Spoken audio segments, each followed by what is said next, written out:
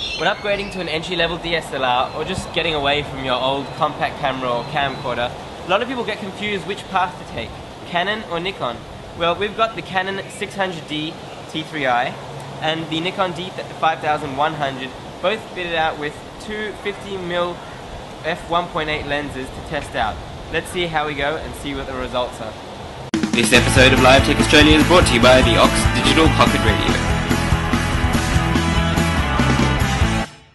We took pictures with both the Nikon D5100 and the Canon 600D T3i, and this is our result. You can see that the Canon on the left has a crop sensor. This is because you can obviously tell that there isn't much of the image background, whereas the Nikon you can see more of the background image, such as the grass and the trees.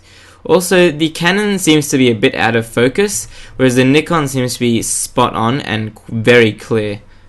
Okay, this is the bokeh test, where basically bokeh means the background blur that you see in some professional photographs. Obviously the subject is in focus and the background is all blurry and out of focus. So I'm going to test this on both cameras and see how it turns out. Now obviously this will be different on each lens that you get. Every lens is different, and if you get one with a shallower depth of field you get more bokeh. So let's try it out first on the Canon. Okay, now the Nikon. You can see that both cameras provide enough bokeh or out of focus blur in the background, which is great. But the Canon on the left still seems to be a bit out of focus, whereas the Nikon on the right seems to be very sharp, in focus, and the color just pops.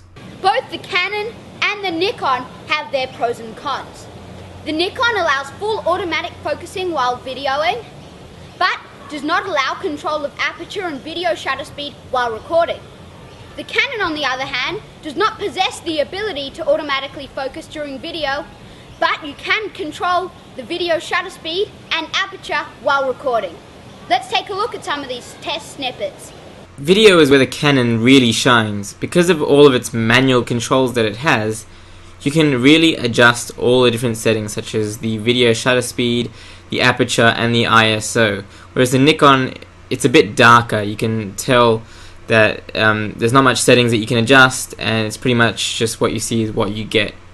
The Nikon is very helpful when taking portrait shots. It has an accelerometer built straight in, so that the UI on the screen, and even the image, turns to portrait or landscape depending on the orientation that you have it in. Both cameras are fully equipped with a pull-out swivel screen, which means that it makes it even easier to get that perfect shot if it's in a really hard to reach place. It's also very good and very handy for video filming. This swivel screen is great for people who like to do those really annoying vlog videos. The ISO seems to be quite annoying on the Nikon. You actually have to go through the menu settings to change the ISO, whereas on the Canon there's just a button for the ISO, a dedicated button. You can change it right on the spot in like a matter of milliseconds. When it came to our ISO test, the Canon came out pretty well until about ISO of 1600. From then on up, it was pretty noisy. When it came to the Nikon, it was a bit noisy, coming around 1600 to 3200, which is a little bit better than the Canon, but overall it does handle noise better than the Canon. So guys, I hope you really enjoyed this comparison of the Nikon D5100 versus the Canon 600D T3i.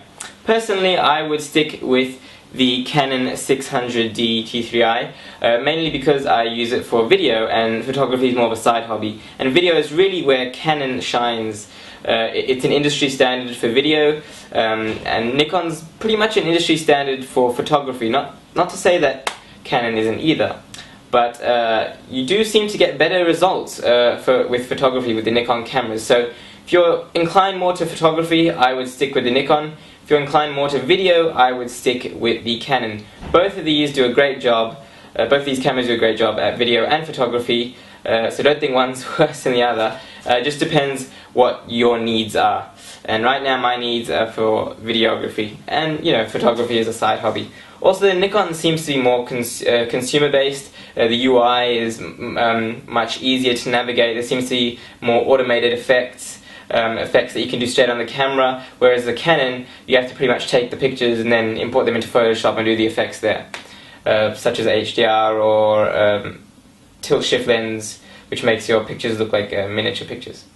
Alright guys, so thanks for watching today. Remember to give this video a thumbs up if you liked it to support the show, and remember to subscribe for more awesome content. All our Twitter and Facebook links are in the description below. So until next time, we'll see you later.